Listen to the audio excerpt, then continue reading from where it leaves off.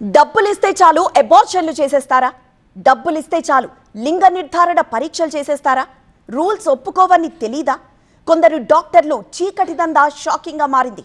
Rules బెత్తం పట్టుకుంటే ఇలాంటి దారుణాలు బయటపడుతున్నాయి. భువనగిరిలో గాయత్రి ఆసుపత్రిపై ఎస్ఓటీ పోలీసుల దాడిలో విస్తుపోయే విషయం బయటపడింది.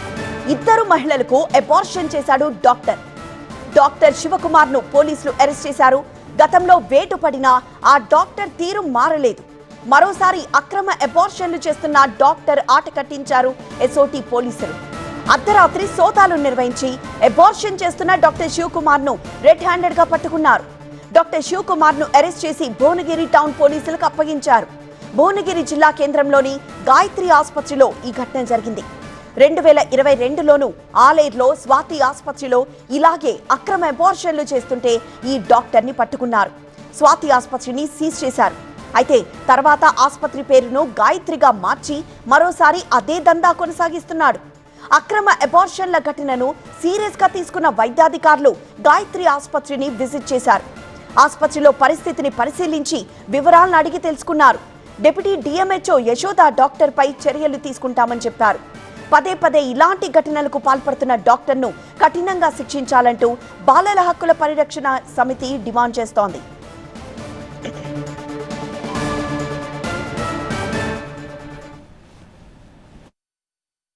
నిన్న వాళ్ళు అడ్మిట్ అయ్యారు. నిన్న నైట్ వాళ్ళిద్దరికి కూడా అబార్షన్ చేయడం అనేది జరిగింది.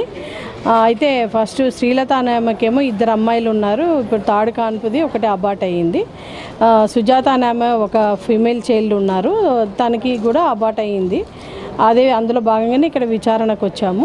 ఇంకా దీని మీద ఏంటంటే వీళ్ళకి ఇంకొకటి కూడా ఎంటీపీ యాక్ట్ ప్రకారం, అంటే మెడికల్ టర్మినేషన్ ప్రెగ్నెన్సీ యాక్ట్ ప్రకారము ప్రతి ఒక్క ప్రైవేట్ హాస్పిటల్కి కూడా వాళ్ళు ఎంటీపీ చేస్తున్నారు అంటే సర్టిఫికేట్ కంపల్సరీగా ఉండాలి వాళ్ళకి. సో దీంట్లో గాయత్రి హాస్పిటల్కి అయితే మేము ఎటువంటి సర్టిఫికేట్ కూడా ఇష్యూ చేయలేదు. కాబట్టి వాళ్ళు అది అగెనిస్ట్ రూల్స్కి అగెనిస్ట్గా వీళ్ళు అబార్షన్ చేశారు కాబట్టి దాని మీద యాక్షన్ తీసుకోబడుతుంది. శివకుమార్కి పర్మిషన్ లేదు, ఆయన సర్టిఫికేట్స్ కూడా మా దగ్గర లేవు. అదేవిధంగా ప్రతి ఒక్క హాస్పిటల్ని అయితే కూడా మేము విజిటింగ్ చేయాలని చెప్పేసి మేము అనుకుంటున్నాము.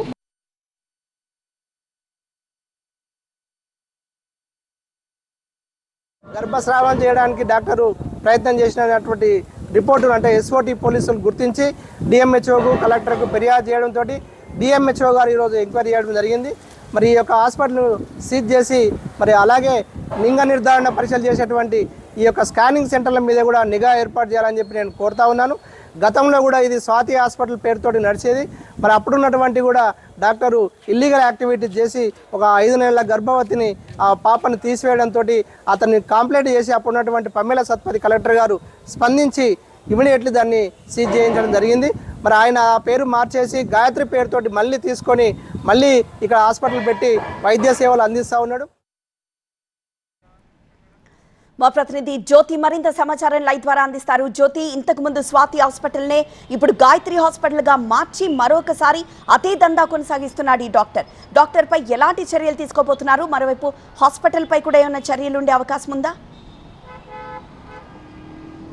భువనగిరిలో ఇష్టానుసారంగా అబార్షన్లు, అంతేకాకుండా లింగ నిర్ధారణకు సంబంధించినటువంటి పరీక్షలు గుట్టు చప్పుడు కాకుండా చేస్తున్నటువంటి క్రమంలో రాచకొండ ఎస్ఓటీ పోలీసులు గాయత్రి హాస్పిటల్ మీద నిన్న రాత్రి 2 గంటల ప్రాంతంలో పక్కా సమాచారంతో దాడులు నిర్వహించారు.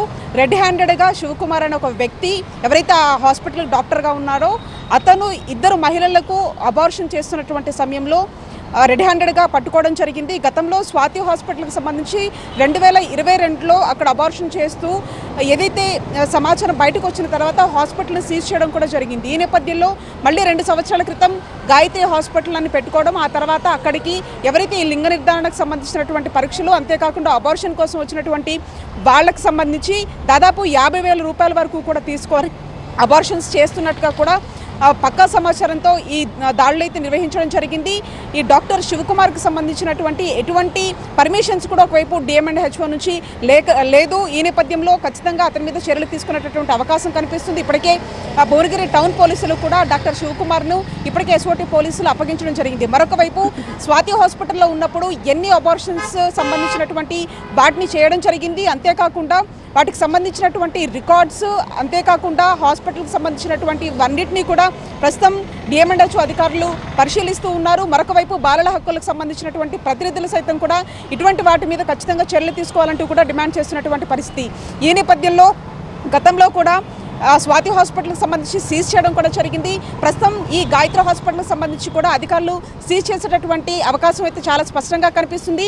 డాక్టర్ శివకుమార్కి సంబంధించి ఎటువంటి పర్మిషన్స్ ఇవ్వకపోవడం, అంతేకాకుండా అబార్షన్స్ కానీ లింగ నిర్ధారణకు సంబంధించినటువంటి తెలుసుకోవడం అనేది చట్ట ప్రకారంగా నేరం కాబట్టి ఒకవేళ అబార్షన్స్ చేయాల్సినటువంటి పరిస్థితులు వస్తే అది ఖచ్చితంగా డాక్టర్స్ సంబంధించినటువంటి ప్రిస్క్రిప్షన్స్, అంతేకాకుండా వాళ్ళ హెల్త్ కండిషన్స్ ఇవన్నీ కూడా అబ్జర్వ్ చేయాల్సినటువంటి పరిస్థితులు ఉంటాయి. కానీ అవేమీ పట్టించుకోకుండా నేరుగా వాళ్ళు అబార్షన్స్ చేయించడము, అబార్షన్కి సంబంధించి 50,000, లింగ నిర్ధారణకు సంబంధించినటువంటి వాటి మీద సంబంధించి కూడా 50,000 రూపాయలు పైగా కూడా ఈ డాక్టర్ శివకుమార్ చేస్తున్నట్టుగా తెలుస్తుంది. గాయత్రి హాస్పిటల్కి ఇప్పటికే అక్కడికి పెట్టి దాదాపు 2 సంవత్సరాలు అవుతుంది కాబట్టి ఈ 2 సంవత్సరాల్లో ఎంతమందికి సంబంధించినటువంటి మహిళలు అక్కడికి వెళ్ళారు, వాళ్ళకి సంబంధించినటువంటి వివరాలు ఏంటి, అసలు ఆ వివరాలన్నింటినీ కూడా వీళ్ళు రికార్డ్స్లో ఉంచారా లేదా, వీటన్నిటికి సంబంధించి కూడా ప్రస్తుతం అధికారులు వాటి మీద దృష్టి పెట్టినట్టుగా తెలుస్తుంది. గతంలో స్వాతి హాస్పిటల్కి సంబంధించి కూడా కేసు నమోదు చేసి సీజ్ చేసినా కూడా ఈ డాక్టర్ శివకుమార్ వ్యవహారం అంతా కూడా తాను మారకపోవడమే కాకుండా మళ్ళీ హాస్పిటల్కి పెట్టి ఈ విధంగా అక్రమ దందాకు పాల్పడుతూ ఉన్నారు.